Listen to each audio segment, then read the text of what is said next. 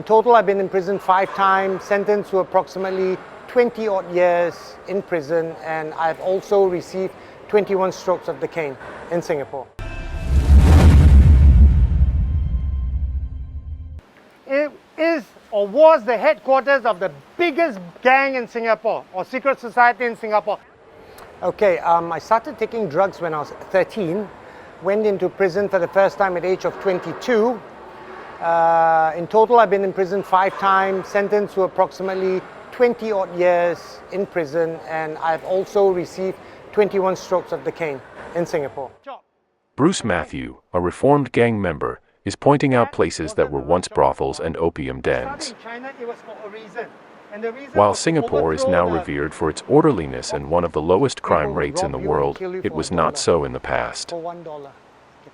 Where the Gihok used to operate, the headquarters used to be, third largest gang in Singapore. No? Along the imagine few thousand members congregating down here, all holding weapons. When secret societies or triads first started locally in the 1800s, it was more for survival than anything else. They came down from China into Singapore, hoping to find job, to save enough money to bring their families over to have a better life. Okay. They had to join secret societies because if not, chances of them getting bullied, getting robbed, getting killed is real. Okay. But when they do join a secret society, they have protection. All right. They felt a sense of belonging. Okay. It was something that was needed. The city-state had been a mere port back then, occupied by mobsters and gang members. Matthew recalls roaming the streets as a child and being surrounded by street food vendors with cards, gambling halls, as well as the odor of opium that could be traced down the street from unlawful upper-floor dens. Many secret societies were formed by Chinese immigrants when they sailed to Singapore to work after it became a principal British trading post back in the 1800s. All right. During the 1800s, this place was more like the Wild Wild West, where anything goes, and what rules? Lawlessness rule.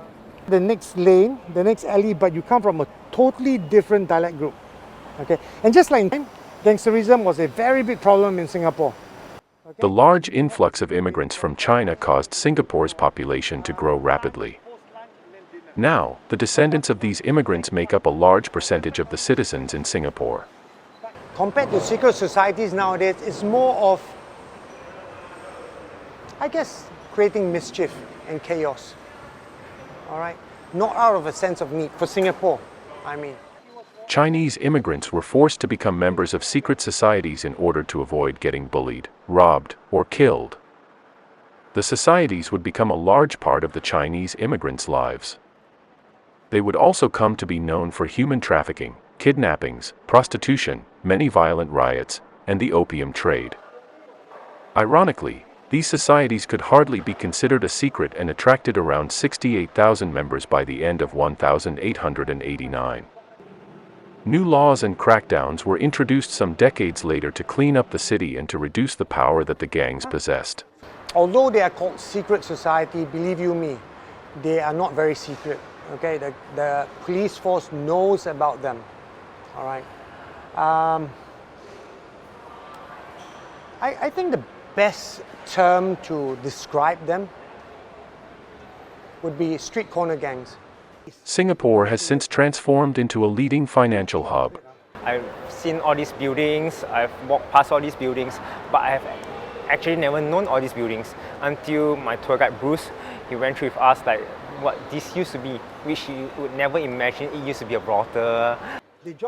You are watching The Independent Singapore. Subscribe to this channel for more news and documentaries.